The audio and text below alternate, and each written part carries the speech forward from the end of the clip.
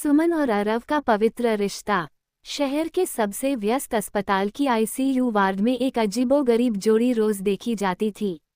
सुमन, एक मधुमेह और हृदय रोग विशेषज्ञ जिसकी उम्र 35 वर्ष थी, और अरव, एक 7 वर्ष का बच्चा जो ल्यूकेमिया से लड़ रहा था। दोनों के बीच बनने वाला रिश्ता कोई साधारण डॉक्टर मरीज का नहीं, बल्कि एक पवित्र रिश्ता था। पहली मुलाकात, एक विरोधाभास। पहली बार जब सुमन ने अरव को देखा तो वह खुद को रोक नहीं पाई। ये बच्चा मेरी ओआरएस किट के लिए दान करने वाले परिवार का है, उसने अपने सहयोगी डॉक्टर से कहा, आवाज में कृतज्ञता और दुख का मिश्रण था। दरअसल सुमन की किडनी खराब हो चुकी थी। 3 साल से वह डायलिसिस पर थी। 6 महीने पहले एक सड़क दुर्घटना में अरव के माता पिता की मृत्यु हो गई थी। उनके अंगदान के फॉर्म में सुमन के नाम का मिलान हुआ था। अरव के माता पिता की किडनी सुमन को मिली थी, और अब वही सुमन अरव का इलाज कर रही थी। 10 पवित्र प्रतिज्ञाएं। एक दिन अरव ने सुमन से पूछा, डॉक्टर दीदी, मेरे मम्मी पापा कहाँ हैं? सुमन की आंखें नम हो गईं। उस रात उसने एक डायरी में 10 प्रतिज्ञाएं लिखीं। ये वे 10 वादे थे जो उसने अरव और उसके स्वर्गीय माता पिता से किए थे। 1. पहली प्रतिज्ञा, मैं अरव को सिर्फ एक मरीज नहीं, अपने परिवार के सदस्य की तरह देखूंगी। 2. दूसरी प्रतिज्ञा, मैं उसके इलाज के लिए हर संभव कोशिश करूंगी, चाहे जितनी भी रातें जागनी पड़ें। 3. तीसरी प्रतिज्ञा, मैं उसके माता पिता की स्मृतियों को जीवित रखूंगी, उनकी कहानियां सुनाऊंगी। 4. चौथी प्रतिज्ञा, मैं हर शाम उसे एक नई चीज सिखाऊंगी, एक कविता, एक गाना, एक विज्ञान का तथ्य। 5.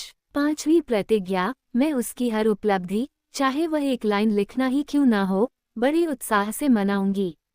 6. छठी प्रतिज्ञा, मैं उसके डर को कभी हल्के में नहीं लूंगी। हर इंजेक्शन से पहले, हर रिपोर्ट से पहले मैं उसे तैयार करूंगी। 7. सातवीं प्रतिज्ञा, मैं उसके लिए एक सामान्य बचपन के टुकड़े लाऊंगी, आइसक्रीम, कार्टून, खिलौने। 8. आठवीं प्रतिज्ञा, मैं उसे सिखाऊंगी कि उसके माता पिता ने जो दान दिया वो कितना महान था। 9. नौवीं प्रतिज्ञा, अगर ईश्वर ने चाहा और अरव ठीक हो गया तो मैं उसकी कानूनी अभिभावक बनूंगी। 10. 10वीं प्रतिज्ञा, मैं इस रिश्ते को हमेशा पवित्र रखूंगी, जहां कृतज्ञता, करुणा और प्रेम का निवास होगा। एक अनोखा बंधन। दिन बीतते गए। सुमन की ये प्रतिज्ञाएं सिर्फ शब्द नहीं रहीं। वह अरव के कमरे में एक छोटा सा बुकशेल्फ ले आए, उसमें कहानियों की किताबें भरीं। हर शाम वो उसे पढ़कर सुनाती। अरव ने सुमन को दीदी कहना शुरू कर दिया, फिर बस सुमन दीदी। एक दिन अरव का केमोथेरेपी सत्र चल रहा था।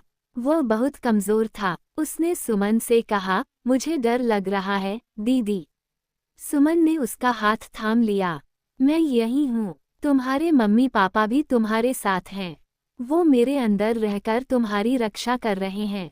ये बात सुनकर अरव की आंखों में एक अजीब सी शांति आ गई। परीक्षा का समय। 6 महीने बाद अरव की हालत गंभीर हो गई। उसे बोन मैरो ट्रांसप्लांट की जरूरत थी। टेस्ट के बाद सुमन सबसे करीबी मैच निकली, पर यहाँ एक विडंबना थी, सुमन की अपनी हालत भी पूरी तरह ठीक नहीं थी। दान की गई किडनी के बाद भी उसे कई सावधानियां बरतनी पड़ती थीं। सभी डॉक्टरों ने सुमन को मना किया, तुम्हारी सेहत इस ट्रांसप्लांट को झेल नहीं पाएगी।